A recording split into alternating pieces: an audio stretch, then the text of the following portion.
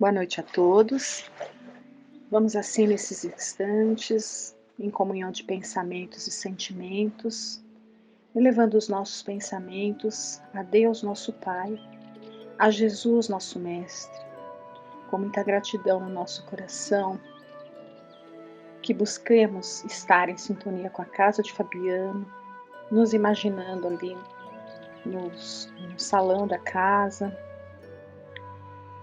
que tentemos entrar também em sintonia com os mentores da casa, espiritualidade amorosa que nos assiste, com nossa imensa gratidão a Frei Fabiano de Cristo que nos acolhe naquela casa, nos oferecendo tantas ferramentas, oportunidades, seja através do estudo, seja através dos trabalhos, oportunidades fabulosas para que nós possamos bem aproveitar para o nosso crescimento.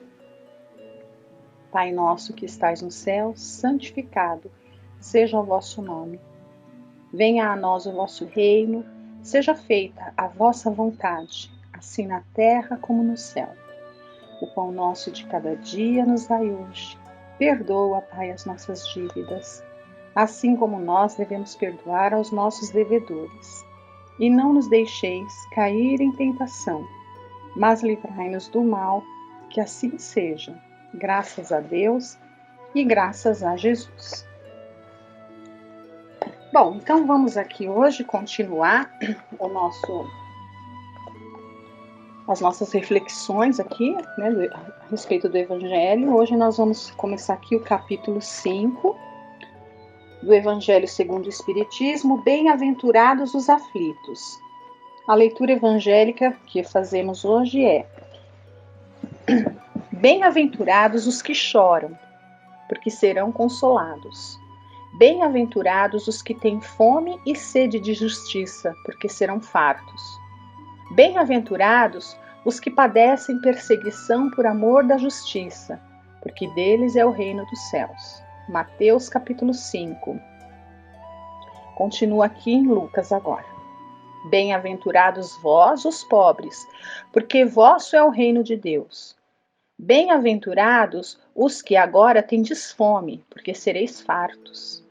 Bem-aventurados vós, que agora chorais, porque rireis. Dessa forma está em Lucas. E ainda em Lucas tem aqui, ó. Mas ai de vós, ricos, porque tendes no mundo a vossa consolação. Ai de vós, os que estáis fartos, porque tereis fome. Ai de vós, os que agora rides, porque gemereis e chorareis. Também em Lucas. E aqui a gente vê algumas reflexões, né, que a doutrina nos traz a respeito da justiça das aflições. As compensações que Jesus promete aos aflitos da terra só podem realizar-se na vida futura. Sem a certeza do porvir, essas máximas seriam um contrassenso, ou mais ainda, seriam um engodo. Mesmo com esta certeza, compreende-se dificilmente a utilidade de sofrer para ser feliz. É verdade, muitas vezes é muito complicado, porque a gente sabendo, né, que no nosso planeta de provas e expiações, em que os sofrimentos assim complicados, né, fazem parte aí, e não são castigos, né, nós já sabemos que são consequências das nossas atitudes aí passadas.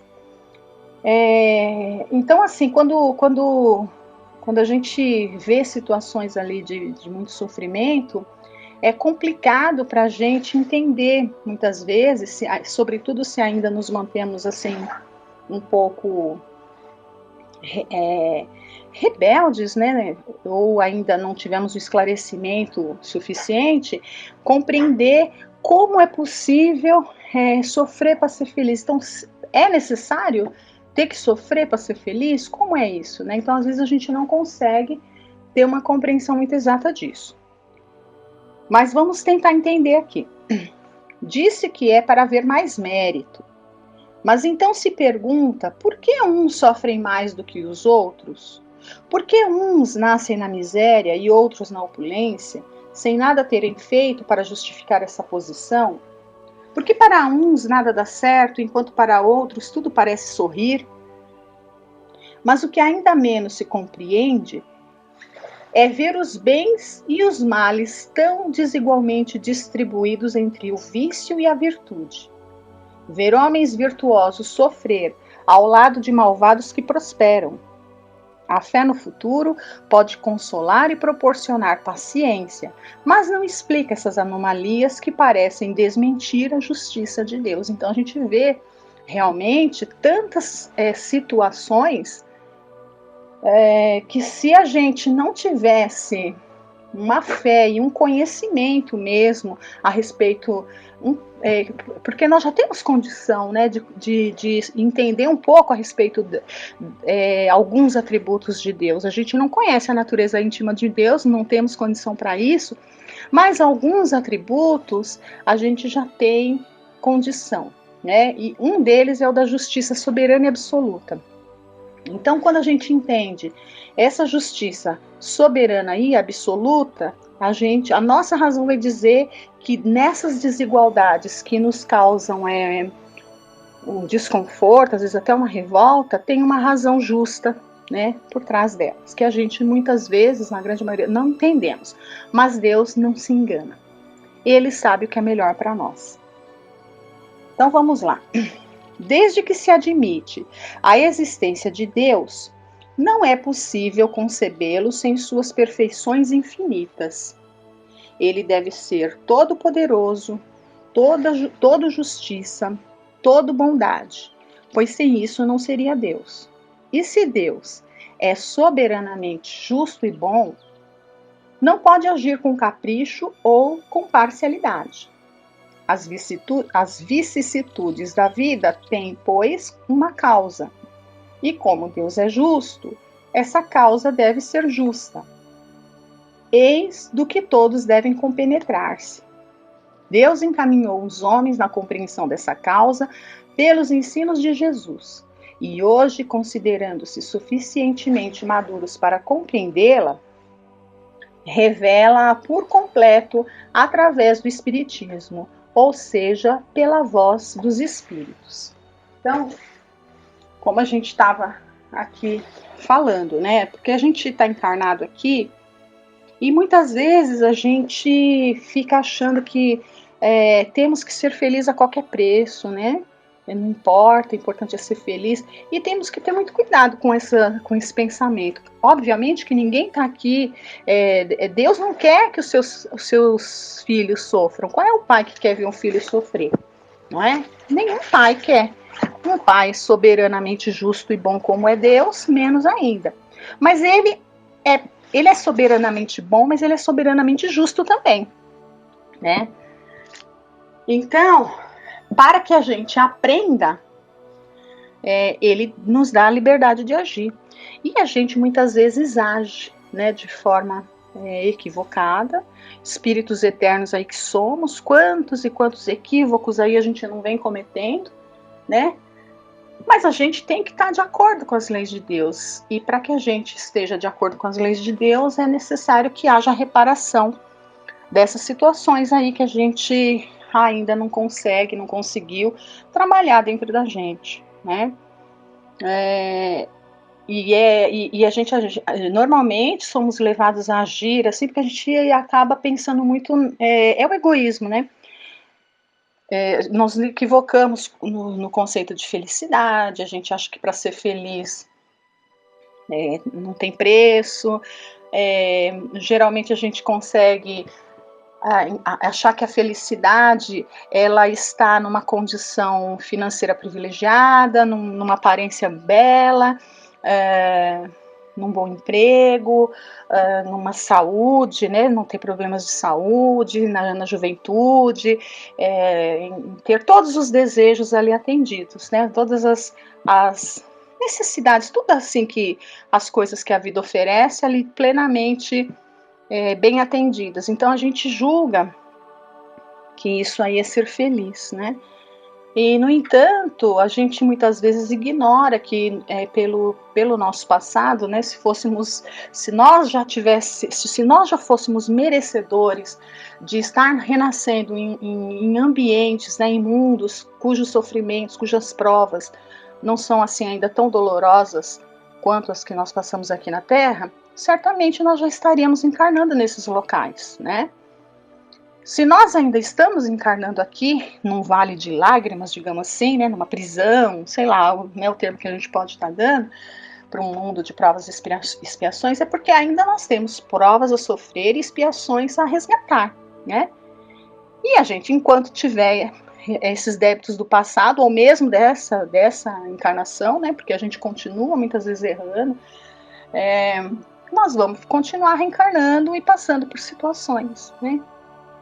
Mas o que é que diz aqui quando Jesus fala bem-aventurados os aflitos ou bem-aventurados os que choram? Ele está oferecendo uma consolação futura, né, para a vida futura, para as vidas futuras. Porque nós vamos renascer quantas vezes forem necessárias ao nosso reajuste, né? Nós somos chamados a todo instante, todo dia, toda hora, a cada acordar de manhã, né? É uma nova oportunidade que a gente tem de tentar fazer o nosso melhor. Não importa o que fizemos no passado, e se tivermos que projetar um futuro, que seja projetando um futuro sempre para melhor, né? Embora a gente não saiba qual será ele, mas a gente projeta. Então, projetar um futuro melhor, isso que a gente tem que ter como meta, né? A nossa meta como espíritos eternos é sempre essa, caminhar para Deus, né? Essa é a meta de todo, não vou nem dizer espírita, eu diria de todo cristão, né?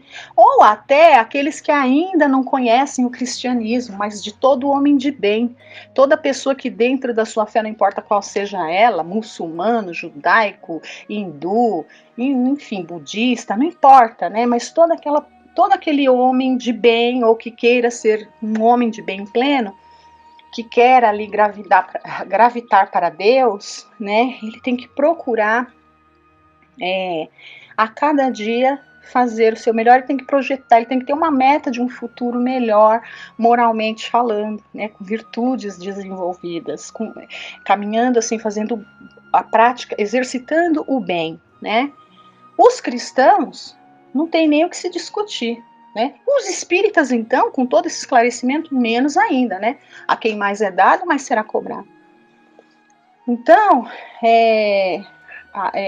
então essa promessa de bem-aventurança para o futuro é para que a gente realmente vá aproveitando as nossas existências, né? Cada sofrimento que nos afetam, para que a gente não se revolte, não se sinta vítima, mas que, sobretudo, a gente confie na justiça de Deus, na justiça soberana de Deus.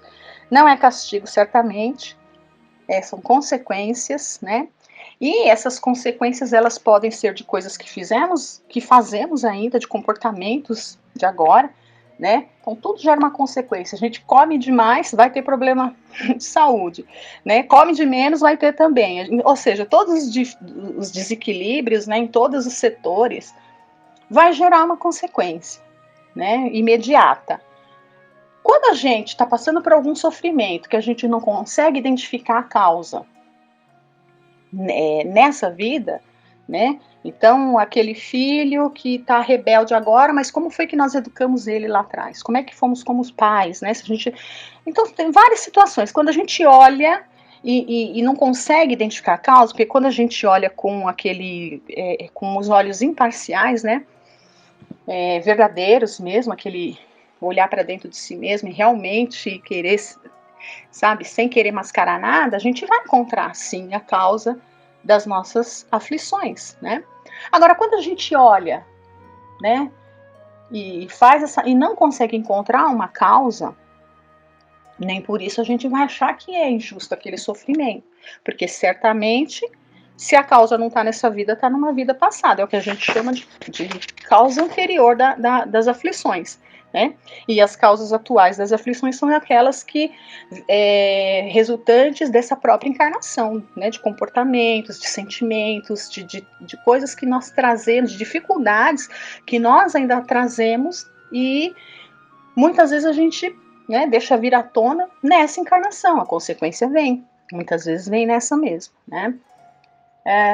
Então essa promessa do Cristo, quando fala que bem-aventurados são os que choram, mas são aqueles que choram sem a revolta.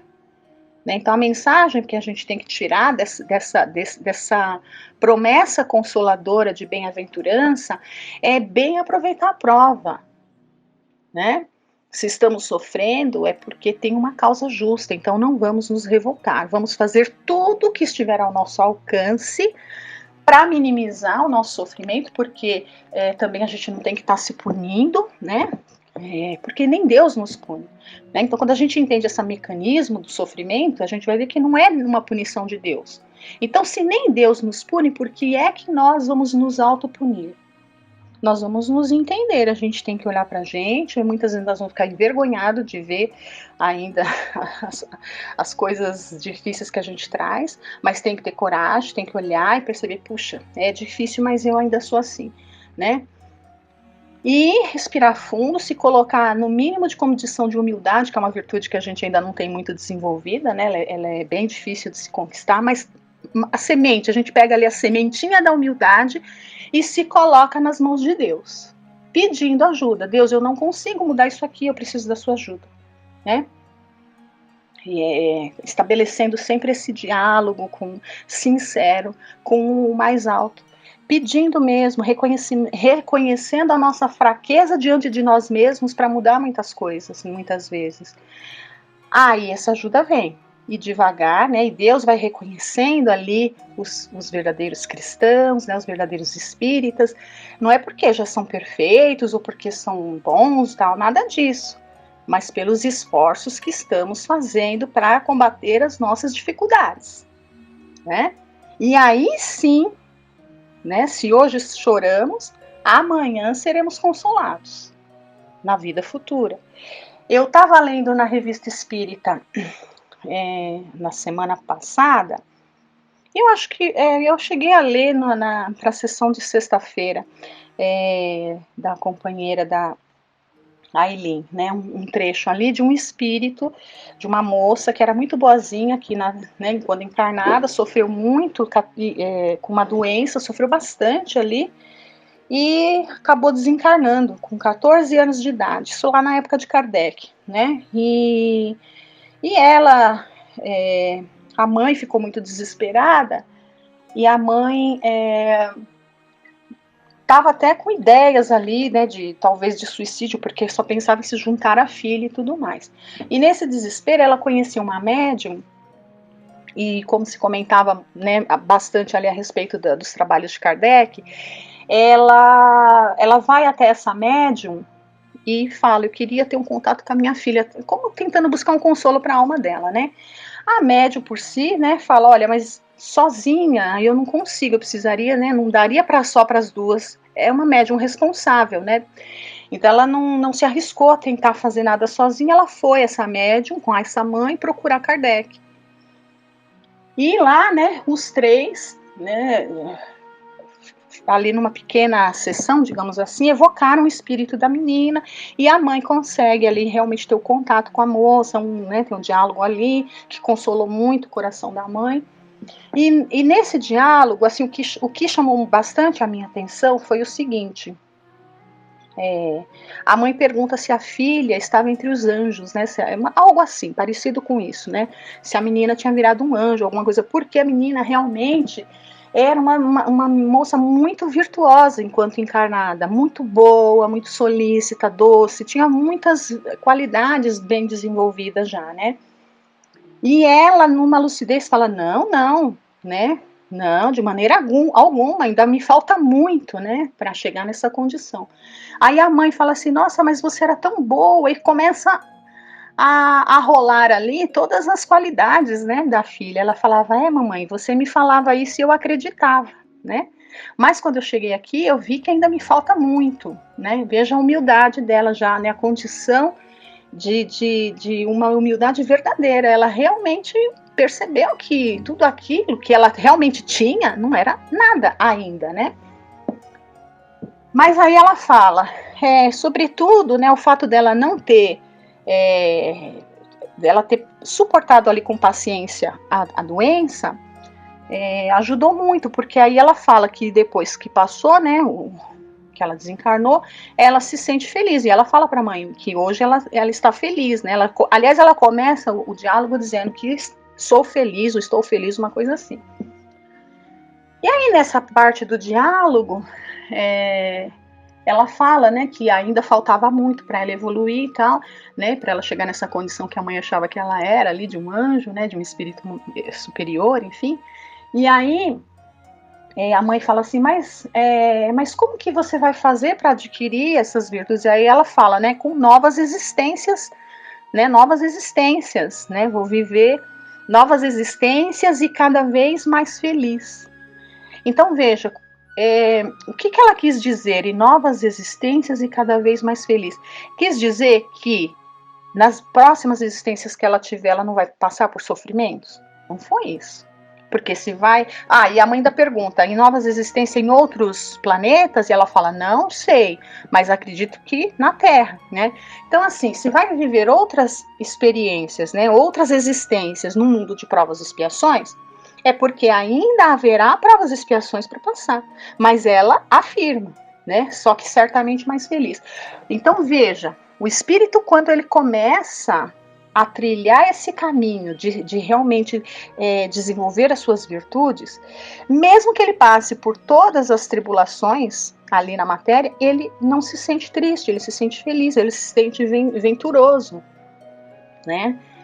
Então essa é a bem-aventurança que é prometida, né? Ela pode começar aqui mesmo, né? Quando a gente está passando ali nas aflições, quando a gente aproveita bem, né? O remédio amargo, a dor, sem revolta, tentando melhorar o que a gente possa, tentando ver o que foi que aquilo nos forçou a modificar dentro de nós mesmos, né? O que foi que aquela dor nos forçou a transformar dentro do nosso coração. Então, quando a gente abraça, né, agasalha esse sofrimento dessa maneira, como um aprendizado, e tentando valorizar demais e até agradecendo esse aprendizado no final das contas, isso é agasalhar a dor da maneira positiva, e isso já é uma bem-aventurança, porque quem, né, vive um sofrimento assim, certamente vive com mais serenidade e com mais consolação do que quem, né, passa pelo mesmo sofrimento, se sentindo vítima, se sentindo injustiçado, né, e com revolta. Então, o aprendizado é que a gente aprenda a aceitar a nossa dor, entendendo que ela é justa, mesmo que a gente não saiba exatamente qual é o motivo, né? E que isso nos fortaleça. E para a gente encerrar, eu trago uma leitura, sempre as leituras consoladoras, né? E a gente traz aqui dessa coleçãozinha de alguns livros aqui, Caminho, Verdade e Vida. Esse aqui é o primeiro, né? Aí tem os outros, tem o Pão Nosso, tem vários, são 4 livrinhos aqui. Tem o Vinha de Luz, né? O primeiro volume é esse, Caminho, Verdade e Vida, e tem uma lição muito consoladora aqui, né? Uma lição de Emmanuel que veio através da mediunidade fantástica de Chico Xavier. A lição, lágrimas. Vinde a mim todos os que estáis cansados e oprimidos, e eu vos aliviarei. Isso está em Mateus, capítulo 11. Então, o texto. Ninguém como Cristo espalhou na terra tanta alegria e fortaleza de ânimo. Reconhecendo isso, muitos discípulos amontoam argumentos contra a lágrima e abominam as expressões de sofrimento. O paraíso já estaria na terra se ninguém tivesse razões para chorar. Considerando assim, Jesus, que era o mestre da confiança e do otimismo, chamava ao seu coração todos os que estivessem cansados e oprimidos, sob a peso de desenganos terrestres. Não amaldiçoou os tristes, convocou-os à consolação. Muita gente acredita na lágrima, sintoma de fraqueza espiritual. No entanto, Maria soluçou no Calvário. Pedro lastimou-se depois da negação. Paulo mergulhou-se em pranto às portas de Damasco. Os primeiros cristãos choraram nos circos de martírio, mas nenhum deles derramou lágrimas sem esperança. Prantearam e seguiram o caminho do Senhor. Sofreram e anunciaram a boa nova de redenção, da redenção. Padeceram e morreram leais na confiança suprema. O cansaço experimentado por amor ao Cristo converte-se em fortaleza. As cadeias levadas ao seu olhar magnânimo transformam-se em laços divinos de salvação. Caracterizam-se as lágrimas através de origens específicas. Quando nascem da dor sincera e construtiva, são filtros de redenção e vida. No entanto, se procedem do desespero, são venenos mortais. Então, as lágrimas como demonstrativo de dor, Então, não é ruim chorar, O sofrer, assim, trazendo as lágrimas como um sinônimo, digamos, talvez ali do sofrimento, É aquela coisa, é saber aproveitar, tirar o bem do mal, Então, as nossas lágrimas serão consoladas sempre por Jesus. Todos esses exemplos de lágrimas derramadas aqui, foram todas elas, todos foram consolados por Jesus, foram todos bem-aventurados aqui, Maria, Paulo, Pedro, tantos aqui. E nós também, as nossas lágrimas também serão bem-aventuradas, nós também seremos bem-aventurados por chorar, desde que a gente chore, não por desespero, como colocou aqui, mas que a gente chore com esperança, E a nossa esperança, ela nasce do quê? Da nossa transformação, da nossa ação positiva. Então, que a gente tenha coragem, fé, força e foco.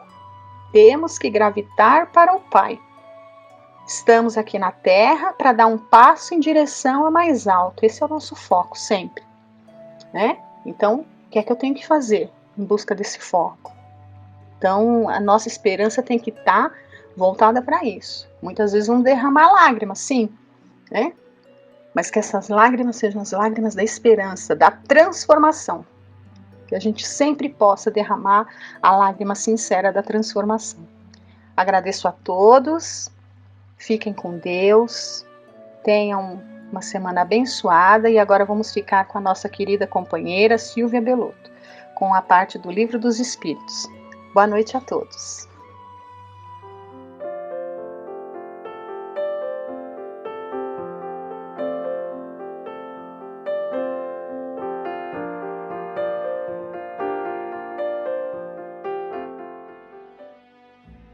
Obrigada, Sueli. Boa noite. Nós vamos continuar o nosso estudo do Livro dos Espíritos sobre encarnação nos diferentes mundos. É continuidade da semana passada. E esse texto está no capítulo 4 do Livro dos Espíritos, na parte 2, cujo título é Pluralidade das Existências. Está na parte 2 do Livro dos Espíritos, que foi escrito por Allan Kardec. Questão 182. Podemos conhecer exatamente o estado físico e moral dos diferentes mundos? Resposta. Nós, espíritos, não podemos responder senão na medida do vosso grau de evolução. Quer dizer, que não devemos revelar estas coisas a todos, nem todos estão em condições de compreendê-las e elas os perturbariam. Eu vou ler agora um comentário de Kardec sobre essa resposta. À medida que o espírito se purifica, o corpo que o reveste aproxima-se igualmente da natureza espírita. A matéria se torna menos densa, ele já não se já não se arrasta penosamente pelo solo, suas necessidades físicas são menos grosseiras, os seres vivos não têm mais necessidade de se destruírem para se alimentar. O espírito é mais leve e tem, para as coisas distanciadas, percepções que desconhecemos. Vê pelos olhos do corpo aquilo que só vemos pelo pensamento. A purificação dos espíritos reflete-se na perfeição moral dos seres em que estão encarnados.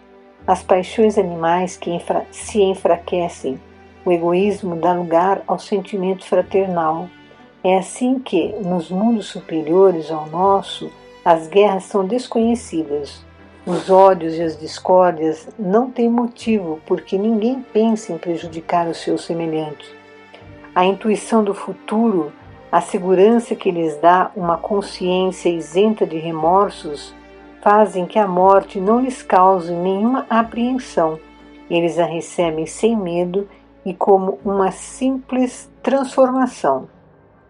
A duração da vida nos diferentes mundos parece proporcional ao seu grau de superioridade física e moral, e isso é perfeitamente racional.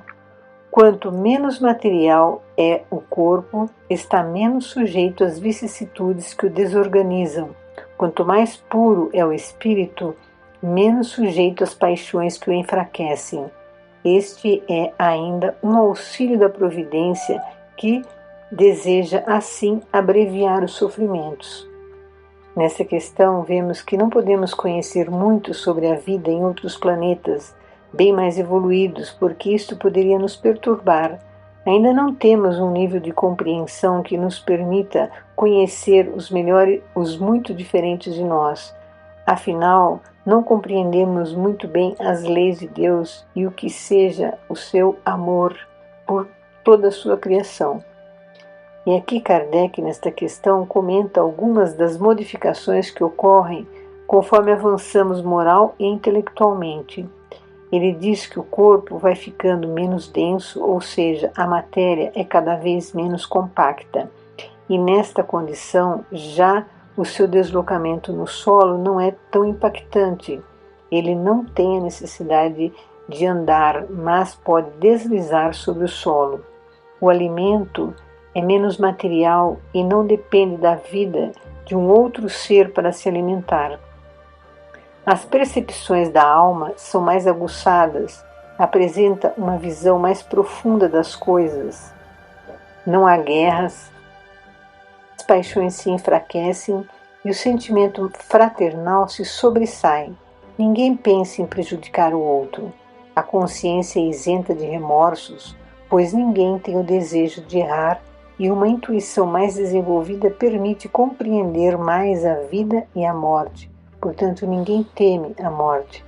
A vida é mais longa e saudável, pois não tem as paixões e o corpo é menos material. Vamos ver a questão 183. Passando de um mundo para outro, o espírito passa por nova infância? Resposta: a infância é por toda parte uma transição necessária, mas não é sempre tão ingênua como entre vós. Vemos que nos diferentes planetas, mesmo nos mais evoluídos, a encarnação passa por um estágio de infância. Para melhor compreender, podemos ver as descrições sobre a infância no planeta Júpiter, relatado na Revista Espírita de 1858, no mês de maio. Vemos que lá a infância dura apenas alguns dos nossos meses aqui.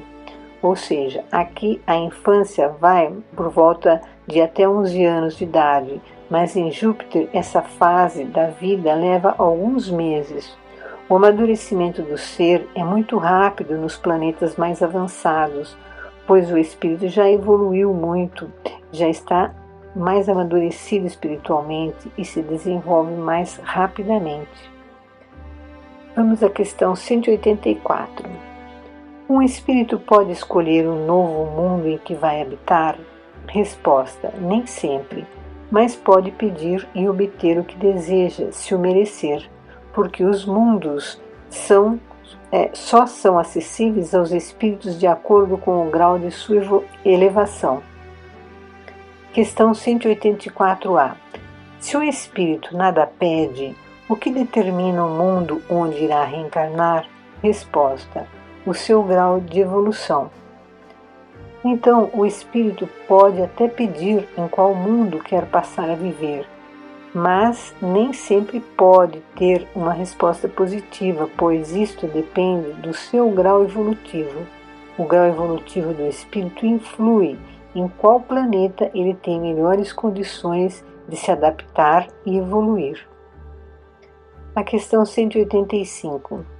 O estado físico e moral dos seres vivos é perpetuamente o mesmo em cada globo? Resposta: não. Os mundos também estão submetidos à lei do progresso. Todos começaram como o vosso, em um estado inferior, e a Terra mesma sofrerá uma transformação semelhante, tornando-se um paraíso terrestre, quando os homens se fizerem bons. Podemos entender aqui que os corpos dos habitantes da Terra serão mais aperfeiçoados no decorrer do tempo, estará acompanhando a evolução moral do planeta.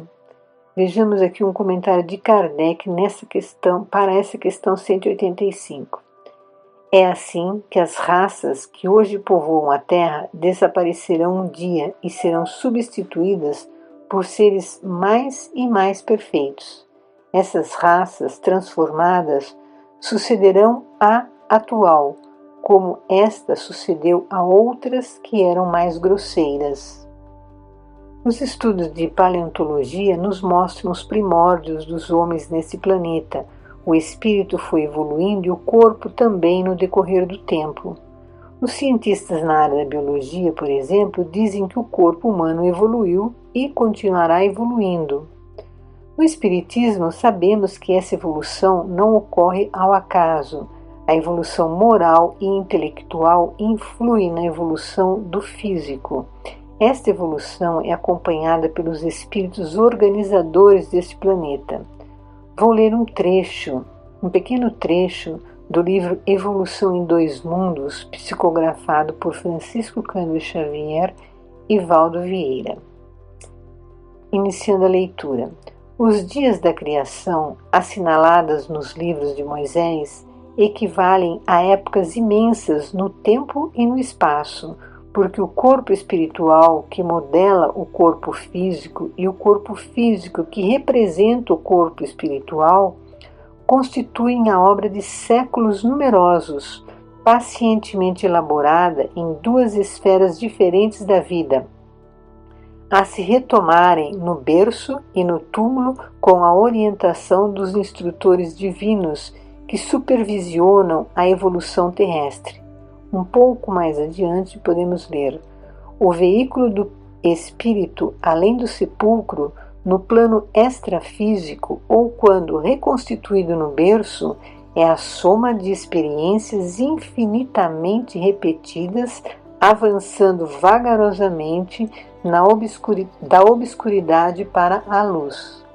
A expressão "o veículo do espírito", dito no texto, se refere ao perispírito. Então, portanto, o perispírito modificado modifica o corpo, e esta modificação do perispírito é resultado das vivências tanto no plano espiritual quanto entre os encarnados. Isto tudo com a participação ativa de instrutores divinos que trabalham para a realização do projeto orientado por Jesus com a permissão de Deus.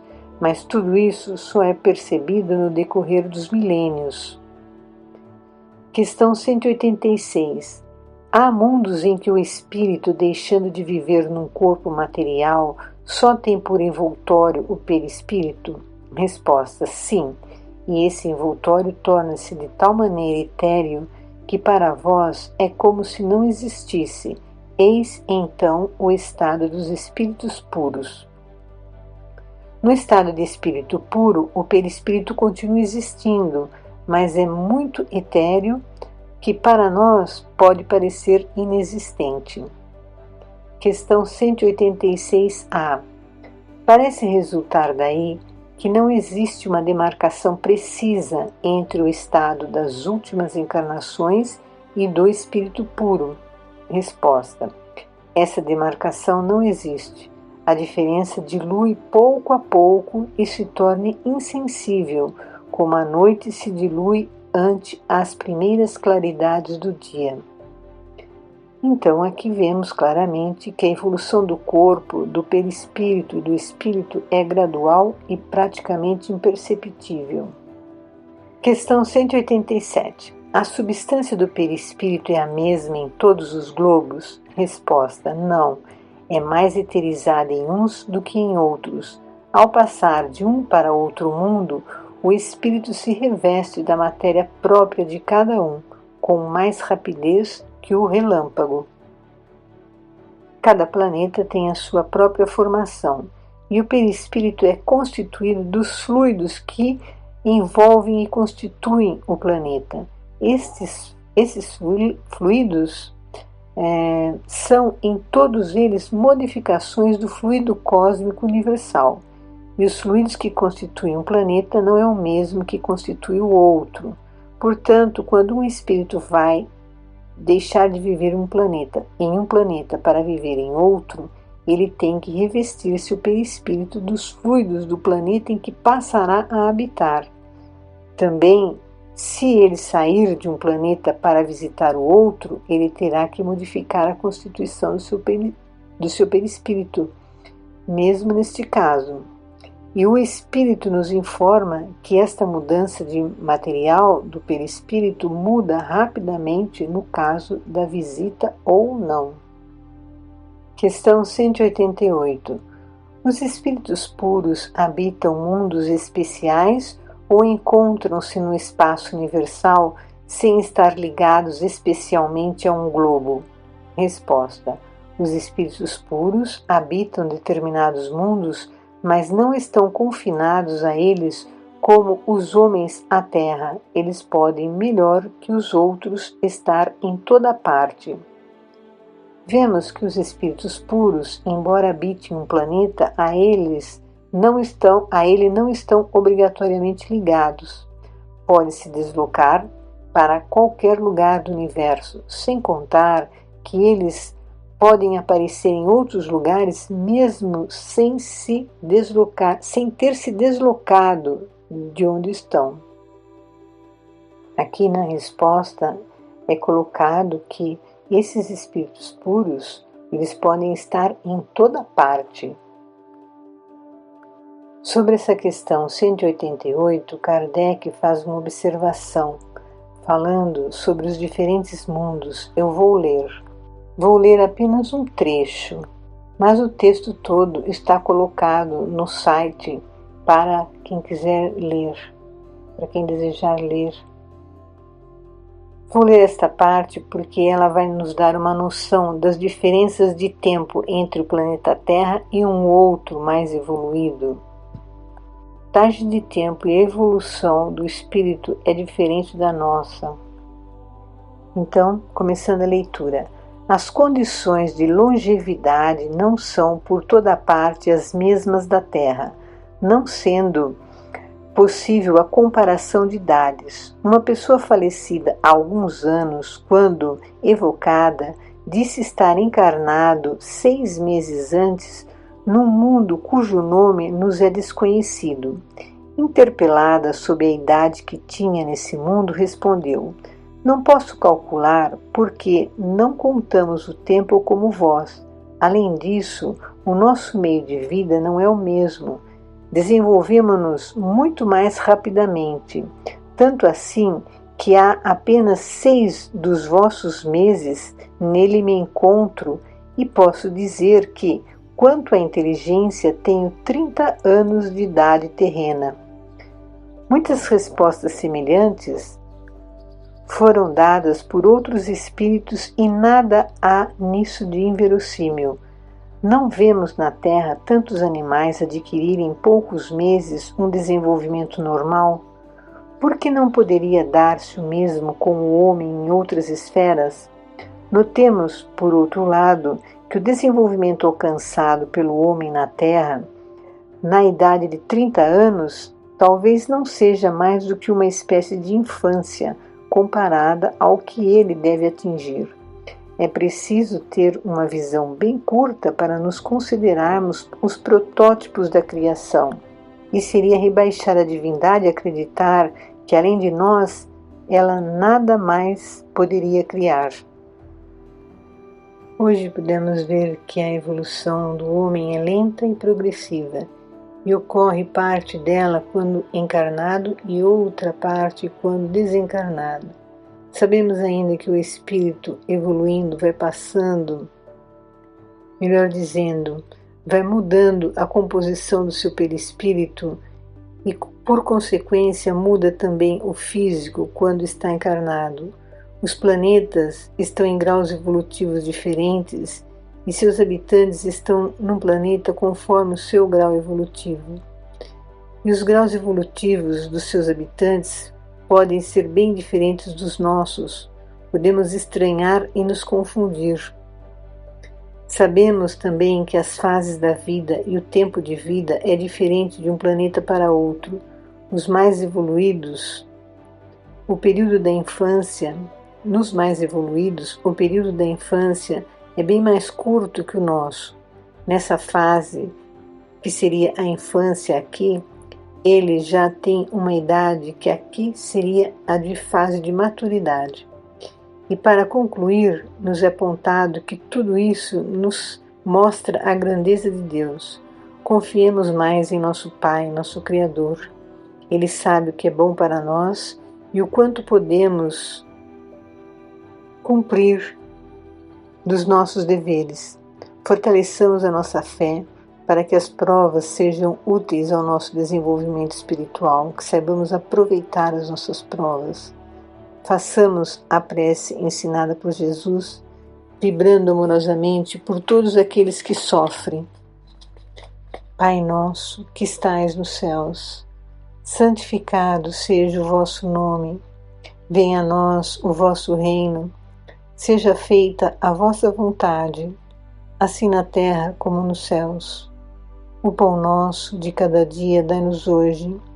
Perdoai as nossas dívidas, assim como nós perdoarmos os nossos devedores. E não nos deixeis cair em tentações, mas livrai-nos, Senhor, de todo o mal. Que assim seja.